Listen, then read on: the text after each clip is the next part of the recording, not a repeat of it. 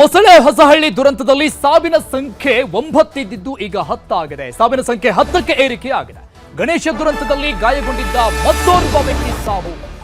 ಗಂಭೀರವಾಗಿ ಗಾಯಗೊಂಡಿದ್ದ 27 ವರ್ಷದ ಚಂದನ್ ಸಾವನ್ನಪ್ಪಿರು.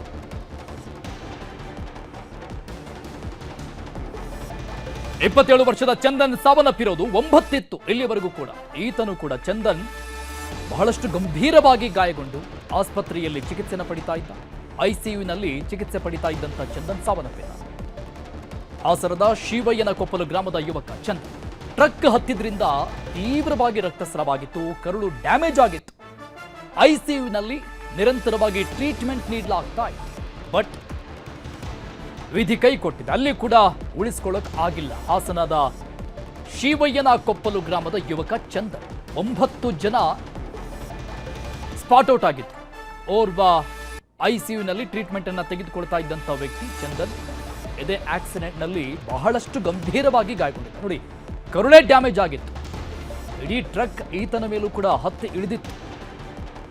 ಐಸಿಯುನಲ್ಲಿ ಬಹಳಷ್ಟು ಕ್ರಿಟಿಕಲ್ ಕಂಡೀಷನ್ ನಲ್ಲಿ ಟ್ರೀಟ್ಮೆಂಟ್ ತೆಗೆದುಕೊಳ್ತಾ ಇದ್ದಂತಹ ಚಂದನ್ ಸಾವನ್ನಪ್ಪಿದ್ದಾರೆ. ಬದುಕುಳಿಯೋದೇ ಡೌಟ್ ಅನ್ನುವಂತಹ ರೀತಿಯಲ್ಲಿತ್ತು. ಅಡ್ಮಿಟ್ ಮಾಡಿದಂತಹ ಸಂದರ್ಭದಲ್ಲೂ ಕೂಡ. ಸೊ ಈಗ ಗಣೇಶ ದುರಂತದಲ್ಲಿ, ಗಣೇಶ ವಿಸರ್ಜನೆ ಮೆರವಣಿಗೆಯ ದುರಂತದಲ್ಲಿ ನಡೆದಂತಹ ಡೆಡ್ಲಿ ಆಕ್ಸಿಡೆಂಟ್ನಲ್ಲಿ 10 ಜನ ಸಾವನ್ನಪ್ಪಿದ್ದಾರೆ. 9 ಸಾವುಗಳಾಗಿದ್ದಂಥ ವರದಿ ಇಲ್ಲಿವರೆಗಿತ್ತು. ಈಗ ಸಾವಿನ ಸಂಖ್ಯೆ 10ಕ್ಕೆ ಏರಿಕೆ ಆಗಿದೆ. ಮೊಸಳೆ ಹೊಸಹಳ್ಳಿ ದುರಂತದಲ್ಲಿ ಸಾವಿನ ಸಂಖ್ಯೆ 10 ಫೋಟೋದಲ್ಲಿ ತೋರಿಸ್ತಾ ಇದ್ವಿ. ಮತ್ತೊಂದು ಕಡೆ ಆ ಡೆಡ್ಲಿ ಆಕ್ಸಿಡೆಂಟ್ನ ದೃಶ್ಯ ಇದು. ಆಕ್ಸಿಡೆಂಟ್ ಈ ಫುಟೇಜ್ ನೋಡ್ತಾ ಇದ್ರೆ, ದೃಶ್ಯವನ್ನ ನೋಡ್ತಾ ಇದ್ರೆ ಮೈ ನಡುಗತ್ತೆ, ಇದೆ ಝಲ್ ಅನ್ನತ್ತೆ. ಊಹೆಗೂ ಮೀರಿದಂತಹ ಆಕ್ಸಿಡೆಂಟ್. 1000-2000 ಜನ ಸೇರಿರ್ತಾರೆ ರಸ್ತೆ ಮಾರ್ಗ ಮಧ್ಯದಲ್ಲಿ ಮೆರವಣಿಗೆಯ ಸಂದರ್ಭದಲ್ಲಿ. ದೈತ್ಯಾಕಾರದ ಟ್ರಕ್ ಈ ರೀತಿಯಾಗಿ ಆ ಸ್ಪೀಡ್ನಲ್ಲಿ ಹರಿದ್ರೆ ಏನಾಗಬೇಡ.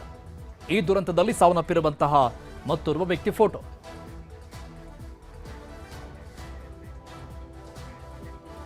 ಈ ಬಗ್ಗೆ ಇನ್ನಷ್ಟು ಡೀಟೇಲ್ಸ್ ಕೊಡ್ತಾರೆ ನಮ್ಮ ಪ್ರತಿನಿಧಿ ಕೃಷ್ಣಮೂರ್ತಿ ಸಂಪರ್ಕದಲ್ಲಿದ್ದಾರೆ, ಲೈವ್ ನಲ್ಲಿ ಜಾಯ್ನ್ ಆಗ್ತಾ ಇದ್ದಾರೆ. ಕೃಷ್ಣಮೂರ್ತಿ, ಈ ಡೆಡ್ಲಿ ಆಕ್ಸಿಡೆಂಟ್ ದೃಶ್ಯ ನೋಡ್ತಾ ಇದ್ರ, ಸಿಸಿಟಿವಿ ಫುಟೇಜ್ ನೋಡ್ತಾ ಇದ್ರೆ ನಿಜಕ್ಕೂ ಕೂಡ ಮೈ ನಡುಗತ್ತೆ.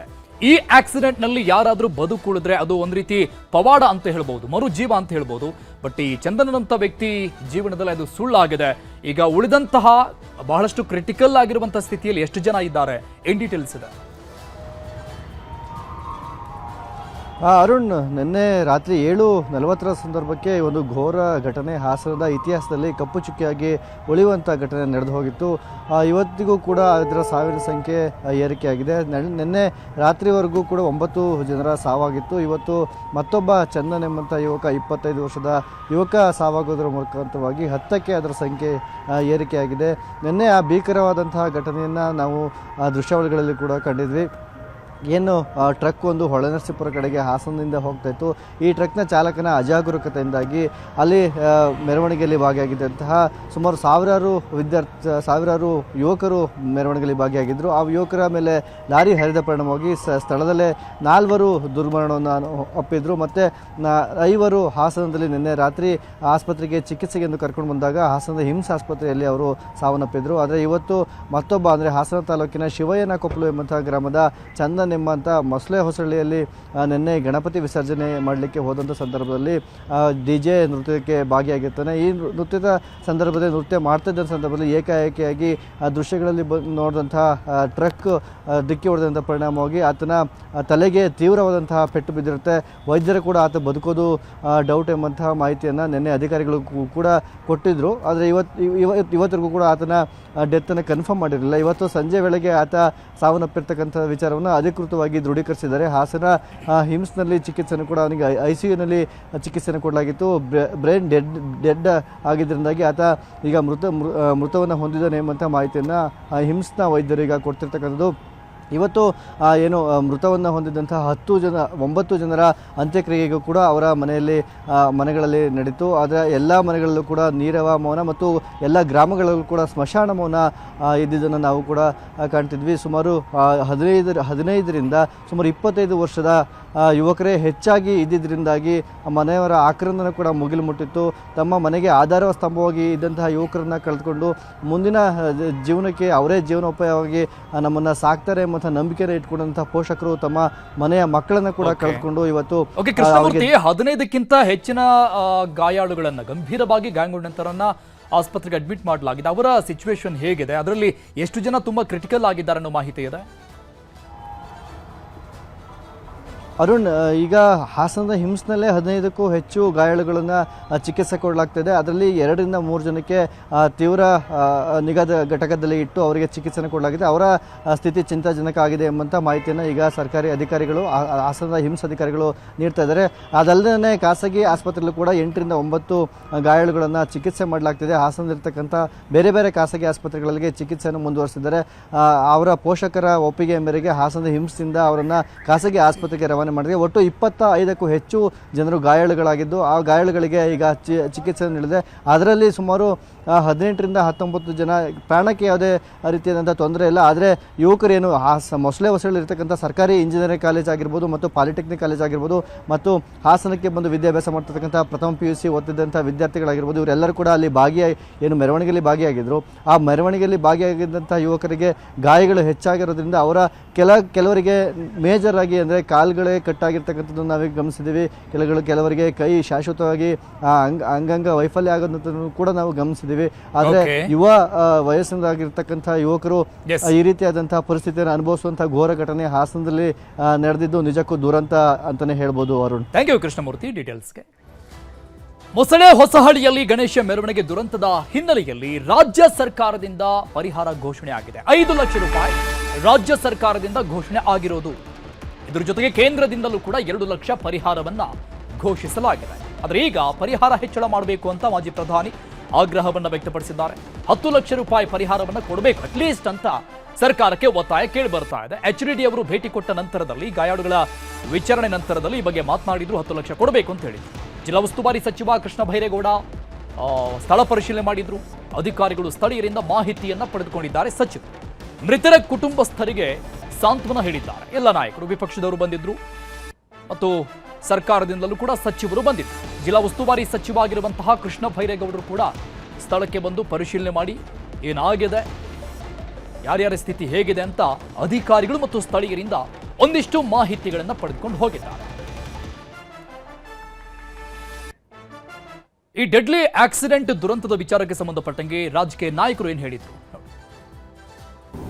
ಏನು ಪರಿಹಾರ ಕೊಟ್ಟಿದ್ದಾರೆ, ಅನೌನ್ಸ್ ಮಾಡಿದ್ದಾರೆ, ಅದನ್ನು 10 ಲಕ್ಷ ಸಾಧ್ಯವಾದರೆ ಮಾಡಿ ಅಂತ ನಾನು ವಿನಂತಿ ಮಾಡ್ತೇನೆ ಸಿದ್ದರಾಮಯ್ಯನವರಿಗೆ.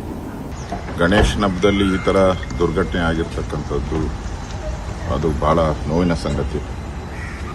ಮೃತರಾಗಿದ್ದಾರೆ ಎಲ್ಲರೂ, ಪಾಪ ಎಲ್ಲ ಹಳ್ಳಿಯ ಜನ, ಅದರಲ್ಲೂ ವಿದ್ಯಾರ್ಥಿಗಳು ಎಲ್ಲ ಇದ್ದಾರೆ. ಅದರಲ್ಲಿ ಒಂಥರ ಭಾಳ ನೋವು ಥರ ಅಂಥದ್ದು. ಗಣೇಶನ ಹಬ್ಬದಲ್ಲಿ ಈ ಥರ ಘಟನೆ ಆಗಿದೆ ಅಂತೇಳಿ ನನಗೂ ಭಾಳ ನೋವಾಗಿದೆ.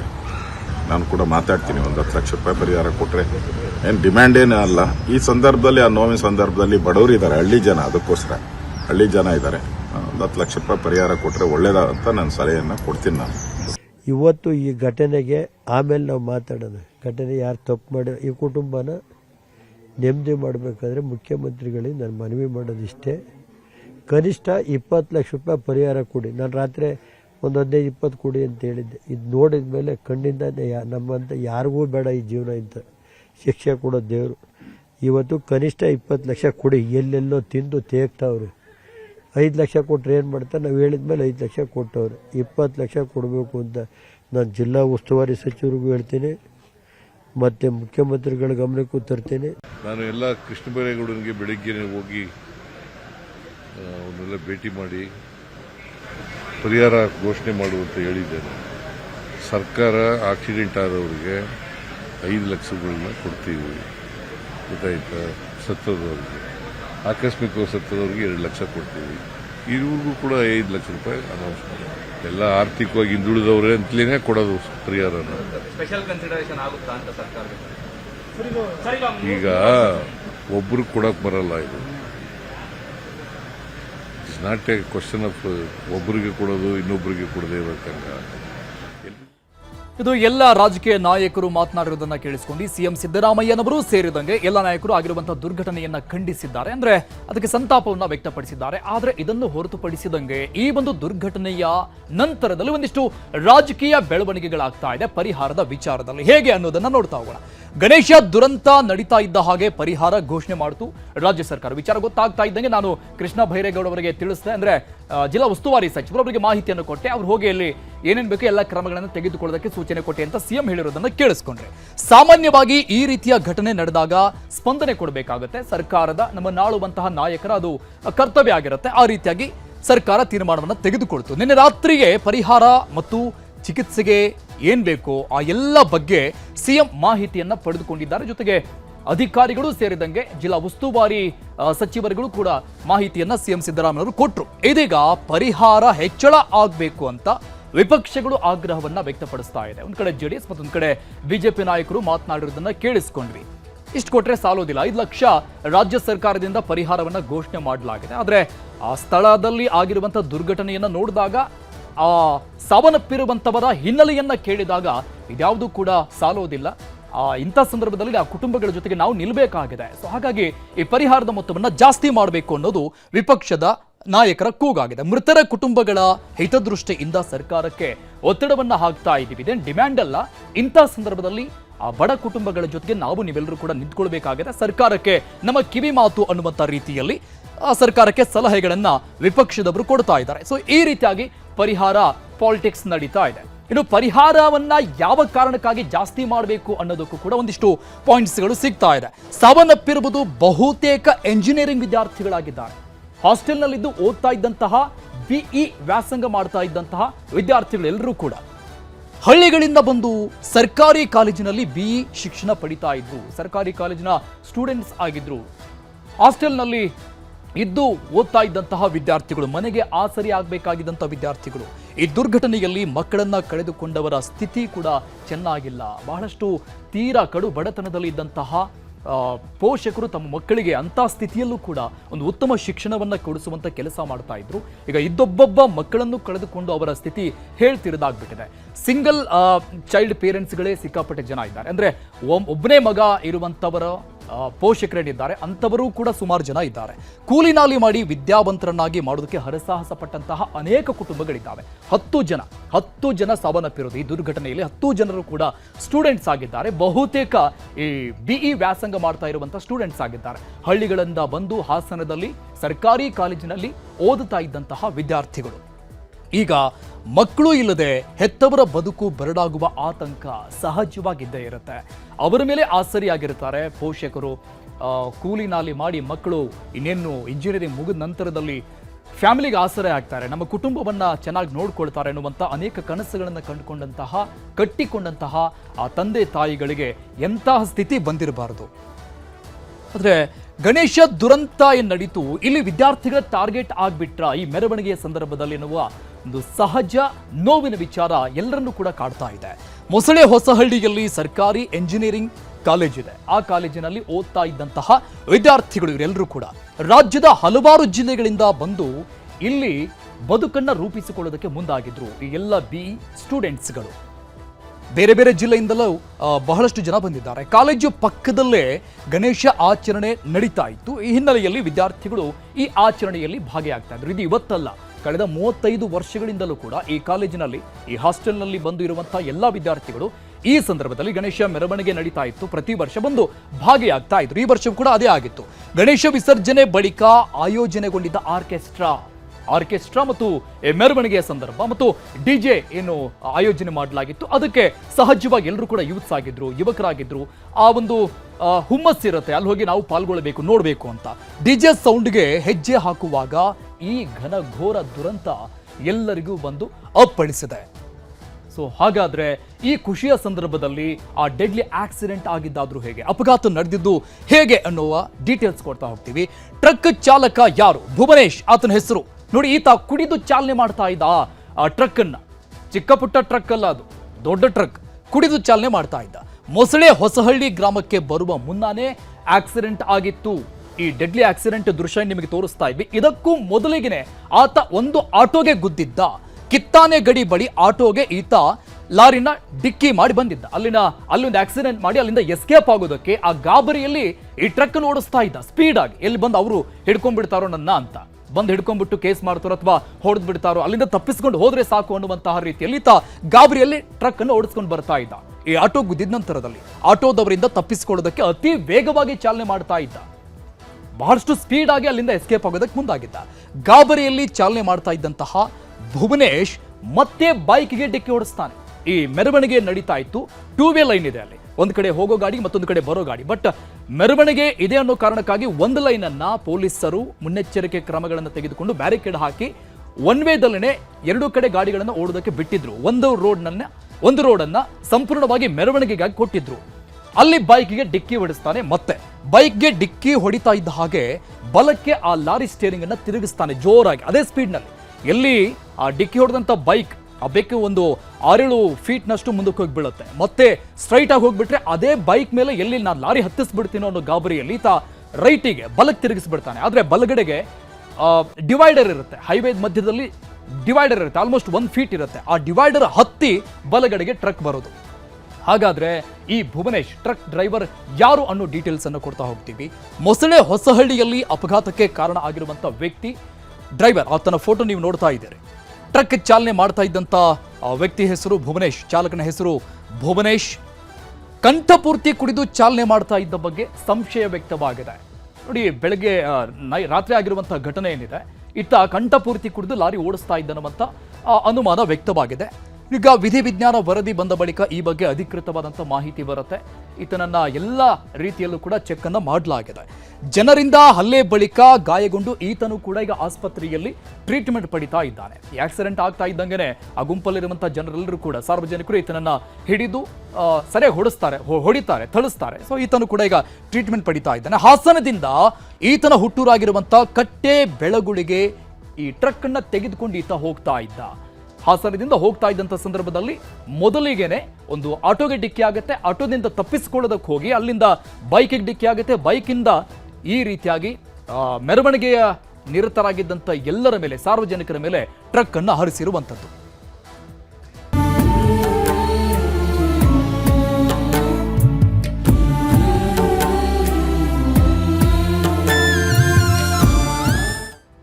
ಗಣೇಶ ಮೆರವಣಿಗೆ ದುರಂತದಲ್ಲಿ ಸಾವನ್ನಪ್ಪಿದವರ ಕಣ್ಣೀರ ಕಥೆಗಳು ಒಂದೆರಡಲ್ಲ, ಒಬ್ಬೊಬ್ಬರದ್ದು ಒಂದೊಂದು ರೀತಿಯ ಸಂಕಷ್ಟದ ಬದುಕಾಗಿದೆ.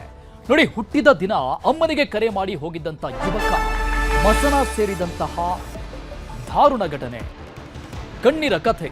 ಗಣೇಶ ದುರಂತದಲ್ಲಿ ಒಬ್ಬೊಬ್ಬರದ್ದು ಒಂದೊಂದು ಕಥೆ, ಒಂದೊಂದು ರೀತಿಯ ಸಂಕಷ್ಟದ ಬದುಕಲ್ಲಿ ಅವರ ಮನೆಯವರು ಬದುಕ್ತಾ ಇದ್ದಾರೆ.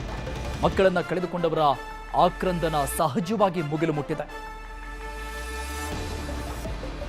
ಈ ಹಿಂದೆ ನಡೆದಂತಹ ಒಂದಿಷ್ಟು ಘಟನೆಗಳನ್ನ ನೆನಪು ಮಾಡಿಕೊಳ್ಳುವಂತ ರೀತಿಯಲ್ಲಿ ಒಬ್ಬೊಬ್ಬರದ್ದು ಒಂದೊಂದು ರೀತಿಯ ಸಂಕಷ್ಟದ ಬದುಕು. RCBಯ ಸ್ಟ್ಯಾಂಪೇಡ್ ಕಾಲ್ತುಳಿತದ ಪ್ರಕರಣ ಕೆಲವೇ ದಿನಗಳ ಹಿಂದೆ ಏನ್ ನಡೀತು, ಅಲ್ಲಿ ಒಂದೊಂದು ಕುಟುಂಬದ್ದು ಒಂದೊಂದು ರೀತಿಯ ಕಥೆಗಳಾಗಿತ್ತು. ಆ ಕಥೆಗಳನ್ನ ನೆನಪು ಮಾಡುವಂತ ರೀತಿಯಲ್ಲಿ ಮತ್ತೊಂದು ದುರಂತ ಆಯಿತು.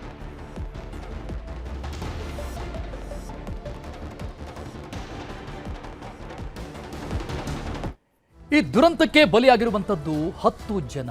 ಯಾರ್ಯಾರು, ಅವರ ಹೆಸರುಗಳೇನು, ಅವರ ಫೋಟೋಗಳನ್ನು ಕೂಡ ಎಲ್ಲ ಡೀಟೇಲ್ಸ್ ಅನ್ನ ತೋರಿಸ್ತಾ ಹೋಗ್ತೀವಿ. 10 ಜನರ ಡೀಟೇಲ್ಸ್ ಇದು. ಈ ದುರಂತಕ್ಕೆ ಬಲಿಯಾಗಿರುವಂತಹ 21 ವರ್ಷದ ಪ್ರವೀಣ್ ಕುಮಾರ್ ಅನ್ನುವಂಥ ವ್ಯಕ್ತಿ, 20 ವರ್ಷದ ರಾಜೇಶ್, ಇವರು ಯಾವೂರಿನವರು, ಎಲ್ಲಿಯವರು, ಏನು ವ್ಯಾಸಂಗ ಮಾಡ್ತಾ ಇದ್ರು, ಎಲ್ಲ ಡೀಟೇಲ್ಸ್ ಅನ್ನ ಕೊಡ್ತಾ ಹೋಗ್ತೀವಿ. 17 ವರ್ಷದ ಗೋಕುಲ್, 19 ವರ್ಷದ ಕುಮಾರ್. ನೋಡಿ, ಎಲ್ಲರೂ ತುಂಬಾ ಯಂಗ್ಸ್ಟರ್ಸ್ಗಳು, ಮೆರವಣಿಗೆಯಲ್ಲಿ ಭಾಗಿಯಾಗಿದ್ದಂಥವರು. 25 ವರ್ಷದ ಪ್ರವೀಣ್, 21 ವರ್ಷದ ಮಿಥುನ್, 52 ವರ್ಷದ ಪ್ರಭಾಕರ್, 22 ವರ್ಷದ ಸುರೇಶ್. ಈ ದುರಂತದಲ್ಲಿ ಸಾವನ್ನಪ್ಪಿರುವಂತಹ ಯುವಕ. ಮತ್ತೊಬ್ಬ 52 ವರ್ಷದ ವ್ಯಕ್ತಿ, 27 ವರ್ಷದ ಚಂದನ್, 17 ವರ್ಷದ ಈಶ್ವರ್. ಇವರೆಲ್ಲರ ಫೋಟೋಸ್ ಇದು. ಯಾರ್ಯಾರು ಈ ಒಂದು ಟ್ರಕ್ ಆಕ್ಸಿಡೆಂಟ್ ನಲ್ಲಿ ದುರಂತದಲ್ಲಿ ಸಾವನ್ನಪ್ಪಿದ್ದಾರೆ ಎನ್ನುವಂತ ಫೋಟೋಸ್. 27 ವರ್ಷದ ಚಂದನ್ ಮತ್ತು 17 ವರ್ಷದ ಈಶ್ವರ್. ಇವರು ಎಲ್ಲಿಂದ ಬಂದಿದ್ರು, ಹಾಸನದಲ್ಲಿ ಏನು ವ್ಯಾಸಂಗ ಮಾಡ್ತಾ ಇದ್ರು, ಆ ಎಲ್ಲ ಡೀಟೇಲ್ಸ್ಗಳನ್ನು ಕೂಡ ನಿಮಗೆ ಕೊಡ್ತಾ ಹೋಗ್ತೀವಿ. ಗಣೇಶನ ಮೆರವಣಿಗೆಯ ಸಂದರ್ಭದಲ್ಲಿ ಆದಂತಹ ಡೆಡ್ಲಿ ದುರಂತದಲ್ಲಿ ಸಾವನ್ನಪ್ಪಿರುವಂತಹವರ ಕಣ್ಣೀರ ಕಥೆಗಳು. 21 ವರ್ಷದ ಪ್ರವೀಣ್ ಕುಮಾರ್, ನೋಡಿ ಪ್ರವೀಣ್ ಕುಮಾರ್ ಬಳ್ಳಾರಿಯ ನಾಗಲಕೇರಿ ನಿವಾಸಿ, ಬಳ್ಳಾರಿಯಿಂದ ಬಂದಂತಹ ವಿದ್ಯಾರ್ಥಿ, ಇಲ್ಲಿ ವ್ಯಾಸಂಗ ಮಾಡ್ತಾ ಇದ್ದ. ಬಳ್ಳಾರಿಯಲ್ಲಿ ಡಿಪ್ಲೊಮಾ ಮುಗಿಸಿದ್ದಂತಹ ಪ್ರವೀಣ್ ಕುಮಾರ್ ಹಾಸನದಲ್ಲಿ ಅಟ್ ಪ್ರೆಸೆಂಟ್ ಈತ ತನ್ನ ವ್ಯಾಸಂಗವನ್ನ, ಹೈಯರ್ ಎಜುಕೇಶನ್ ಅನ್ನ ಮುಂದುವರಿಸಿದ್ದ. ಎಂಜಿನಿಯರಿಂಗ್ ಮಾಡೋಕೆ ಹಾಸನಕ್ಕೆ ಬಂದಿದ್ದಂತಹ ಪ್ರವೀಣ್ ಈ ದುರಂತ ಅಂತ್ಯ ಕಂಡಿದ್ದಾನೆ. ಎಂಜಿನಿಯರಿಂಗ್ ಕೊನೆಯ ಸೆಮಿಸ್ಟರ್ನಲ್ಲಿ ಪ್ರವೀಣ್ ಓದ್ತಾ ಇದ್ದ. ಇನ್ನೊಂದು 6 ತಿಂಗಳು ಆಗ್ಬಿಟ್ಟಿದ್ರೆ ಈತನ ಎಜುಕೇಶನ್ ಕಂಪ್ಲೀಟ್ ಆಗ್ಬಿಡ್ತಾ ಇತ್ತು. ನೋಡಿ, ಈತನಿಗೆ ತಂದೆ ಇಲ್ಲ, ಮನೆ ಕೂಡ ಇಲ್ಲ. ಮಗನನ್ನ ತಾಯಿ ಕಷ್ಟಪಟ್ಟು ಕೂಲಿ ನಾಲಿ ಮಾಡಿ ಓದಿಸ್ತಾ ಇತ್ತು. ಅಂತ ಸಿಚುವೇಶನ್ ಅಲ್ಲಿ, ಸ್ಥಿತಿಯಲ್ಲಿ, ಕೌಟುಂಬಿಕದ ಸ್ಥಿತಿಯಲ್ಲೂ ಕೂಡ ಮಗನನ್ನ ವ್ಯಾಸಂಗ ಮಾಡಿಸ್ತಾ ಇದ್ದಂಥ ತಾಯಿ, ಕಿತ್ತು ತಿನ್ನೋ ಬಡತನದಲ್ಲೂ ಕೂಡ ಮಗನಿಗೆ ಇಷ್ಟು ದೊಡ್ಡ ಮಟ್ಟದ ಶಿಕ್ಷಣವನ್ನ ಆ ತಾಯಿ ಕೊಡಿಸ್ತಾ ಇತ್ತು. ಆ ಮಗ ಮಾತ್ರ ಆ ತಾಯಿಗೆ ಆಸರೆಯಾಗಿದೆ ಇಡೀ ಕುಟುಂಬಕ್ಕೆ. ಕುಟುಂಬ ಅಂದ್ರೆ ತಾಯಿ ಮತ್ತು ಮಗ ಇಬ್ರೆ, ತಂದೆ ಇಲ್ಲ, ಮನೆ ಕೂಡ ಇಲ್ಲಿರೋದಕ್ಕೆ. ಇನ್ನು ಮತ್ತೊಬ್ಬರ ಕತೆ ತೋರಿಸ್ತೀವಿ. 22 ವರ್ಷದ ಸುರೇಶ್ ಅನ್ನುವಂತಹ ಯುವಕ ಚಿಕ್ಕಮಗಳೂರು ಜಿಲ್ಲೆ ಮೂಡಿಗೆರೆಯ ಮಾಣಿನಹಳ್ಳಿಯ ನಿವಾಸಿ ಇದ್ದ. ಚಿಕ್ಕಮಗಳೂರಿಂದ ಹಾಸನ ಜಿಲ್ಲೆಗೆ ಬಂದಿದ್ದ. ಇವರು ಕೂಡ ಇಂಜಿನಿಯರಿಂಗ್ ಕಾಲೇಜಿನಲ್ಲಿ ಓದೋದಕ್ಕೆ ಬಂದಿದ್ದಂಥ ಸ್ಟೂಡೆಂಟ್ ಆಗಿದ್ದು. ಗಾರೆ ಕೆಲಸ ಮಾಡಿಕೊಂಡು ಸುರೇಶ್ನನ್ನ ಇಡೀ ಕುಟುಂಬ ಓದಿಸ್ತಾ ಇತ್ತು. ಗಾರೆ ಕೆಲಸ ಮಾಡ್ಕೊಂಡಿದ್ರು ಅಂದ್ರೆ ಆವತ್ತಿನ ದುಡಿಮೆಯ ಮೇಲೇನೆ ಇಡೀ ಕುಟುಂಬ ನಿರ್ವಹಣೆ ಮಾಡುವಂತಹ ಸ್ಥಿತಿ ಇರುತ್ತೆ. ಅಂಥದ್ರಲ್ಲೂ ಕೂಡ ವ್ಯಾಸಂಗ ಮಾಡಿಸ್ತಾ ಇದ್ರು. ಅಣ್ಣನ ಭವಿಷ್ಯಕ್ಕಾಗಿ ತನ್ನ ಓದನ್ನ ಬಿಟ್ಟು ಈತನ ತಮ್ಮ ಈತರ ಅಣ್ಣನನ್ನ ಓದಿಸ್ತಾ ಇದ್ದಂಥ ಕಥೆ ನೋಡಿ. ಅಣ್ಣನಿಗೆ ಒಳ್ಳೆ ಎಜುಕೇಶನ್ ಸಿಗುತ್ತೆ ಅಂತ ಸುರೇಶ್ನನ್ನ ಕಳೆದುಕೊಂಡು ಈಗ ಇಡೀ ಕುಟುಂಬ ದಿಕ್ಕು ಕಾಣದಂತ ಸ್ಥಿತಿಯಲ್ಲಿದೆ. ಇವ್ರ ತಮ್ಮ ಸುರೇಶ್ನ ತಮ್ಮ ತನ್ನ ಲೈಫನ್ನೇ ಸ್ಯಾಕ್ರಿಫೈಸ್ ಮಾಡಿ ಅಣ್ಣನಿಗೆ ಒಳ್ಳೆ ಎಜುಕೇಶನ್ ಸಿಗುತ್ತೆ ಅಂತ ಕೆಲಸ ಮಾಡಿ ಓದಿಸ್ತಾ ಇದ್ರು. ಇಡೀ ಕುಟುಂಬ ಕಂಗಾಲಾಗಿದೆ ಸಹಜವಾಗಿ. 23 ವರ್ಷದ ಮಿಥುನ್ ಮತ್ತೊಬ್ಬ ಯುವಕ, ಚಿತ್ರದುರ್ಗ ಜಿಲ್ಲೆ ಹೊಸದುರ್ಗದ ಗವಿ ರಂಗನಾಥಪುರದ ವಿದ್ಯಾರ್ಥಿ. ಈ ಮಿಥುನ್ 23 ವರ್ಷ. ನೋಡಿ, ಬರ್ತ್ಡೇ ದಿನ ಸಾವಿನ ಮನೆ ಸೇರಿರುವಂತಹ ಮಿಥುನ್. ನೆನ್ನೆನೇ ಈತನ ಬರ್ತ್ಡೇ ಇತ್ತು. ತಾಯಿಗೆ ಫೋನ್ ಮಾಡಿ ನಾನು ಬರ್ತ್ಡೇ ಬಗ್ಗೆ ಮಾತನಾಡಿದ್ರು ಅಂತ ಕಾಣಿಸುತ್ತೆ. ಒಬ್ಬನೇ ಮಗನನ್ನ ಕಳೆದುಕೊಂಡು ಹೆತ್ತವರ ಆಕ್ರಂದನ ಸಹಜವಾಗಿ ಮುಗಿಲು ಮುಟ್ಟಿದೆ. ಯಾರಿಗೂ ಕೂಡ ಹೇಳೋಕೆ ಸಾಧ್ಯ ಇಲ್ಲ, ಅದನ್ನ ಅನುಭವಿಸೋದಕ್ಕೂ ಕೂಡ ಸಾಧ್ಯ ಇಲ್ಲ. ಹಾಸನದ ಸರ್ಕಾರಿ ಎಂಜಿನಿಯರಿಂಗ್ ಕಾಲೇಜಿನ ವಿದ್ಯಾರ್ಥಿ, ಇವರು ಕೂಡ ಎಂಜಿನಿಯರಿಂಗ್ ಓದ್ತಾ ಇದ್ದಂಥ ವಿದ್ಯಾರ್ಥಿ. ಕೇಕ್ ಕಟ್ ಮಾಡಿ ಗಣೇಶ ಮೆರವಣಿಗೆಗೆ ಮಿಥುನ್ ಬಂದಿದ್ದು. ಅದೇ ಸಂದರ್ಭದಲ್ಲಿ ಈ ರೀತಿಯಾಗಿ ದುರಂತ ಅಂತ್ಯ. ನೋಡಿ, ಹುಟ್ಟಿದ ಹಬ್ಬದ ದಿನಾನೇ ಸಾವಿನ ಮನೆ ಸೇರಿರುವಂತಹ ದುರಾದೃಷ್ಟದ ಕಥೆ ಇದು ಮಿಥುನ್. ಇನ್ನು 17 ವರ್ಷದ ಗೋಕುಲ್ ಅನ್ನುವಂತಹ ಯುವಕ, ಜಸ್ಟ್ 17 ವರ್ಷ, ಹಾಸನ ತಾಲೂಕಿನ ಮುತ್ತಿಗೆ ಹೀರಳ್ಳಿ ನಿವಾಸಿ. ಅವರು ಹಾಸನದ ಡಿಸ್ಟ್ರಿಕ್ಟ್ನವರೇ, ಮೂಲದವರು.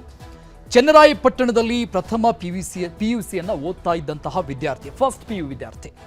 ದಿನಗೂಲಿ ಕೆಲಸ ಮಾಡಿ ಮಗನನ್ನ ತಂದೆ ಓದಿಸ್ತಾ ಇತ್ತು. ಇದು ಕಿತ್ತು ತಿನ್ನೋ ಬಡತನದ ಫ್ಯಾಮಿಲಿನೇ. ಒಬ್ಬನೇ ಮಗನನ್ನ ಕಳೆದುಕೊಂಡು ಹೆತ್ತವರ ಕಿಚ್ಚು, ಆ ನೋವು ಹೇಳುತ್ತಿರದ್ದಾಗಿದೆ. ಮಗನ ಸಾವಿನಿಂದ ರೈತ ಕುಟುಂಬ ಆಕ್ರಂದನದಲ್ಲಿದೆ. ಇಡೀ ಕುಟುಂಬನೇ ದಿಕ್ಕು ತೋಚಿದಂತಾಗಿದೆ. ಯಾಕಂದ್ರೆ ಇದ್ದಿದ್ದು ಒಬ್ಬನೇ ಒಬ್ಬ ಮಗ. ಈ ರೀತಿಯಾಗಿ ಅನೇಕರ ಕಥೆಗಳಿದ್ದಾವೆ. ಸೊ ಈ ರೀತಿಯಾಗಿ 10 ಜನ ಸಾವನ್ನಪ್ಪಿರುವಂತವರ ಸ್ಥಿತಿಗಳು, ಅವರ ಕಣ್ಣೀರ ಕಥೆಗಳು ಒಂದೊಂದು ರೀತಿಯದ್ದಾಗಿದೆ. ಸರ್ಕಾರ, ಈ ವಿಪಕ್ಷಗಳು ಆಗ್ರಹವನ್ನ ಮಾಡ್ತಾ ಇರುವಂತಹ ಹಿನ್ನೆಲೆಯಲ್ಲಿ ಈಗ ಘೋಷಣೆ ಮಾಡಿರುವಂತಹ ಪರಿಹಾರದ ಮೊತ್ತ ಏನಿದೆ ಅದನ್ನ ಜಾಸ್ತಿ ಮಾಡುತ್ತಾ ಇಲ್ವಾ ಅನ್ನೋದನ್ನ ಕಾದ್ ನೋಡೋಣ. ಇದಿಷ್ಟು ಇದುವರೆಗಿನ ಪ್ರಮುಖ ಸುದ್ದಿ. ನೋಡ್ತಾರೆ ನ್ಯೂಸ್ 18 ಕನ್ನಡ. ಜಾಲ ನಮ್ಮದು, ಬಲ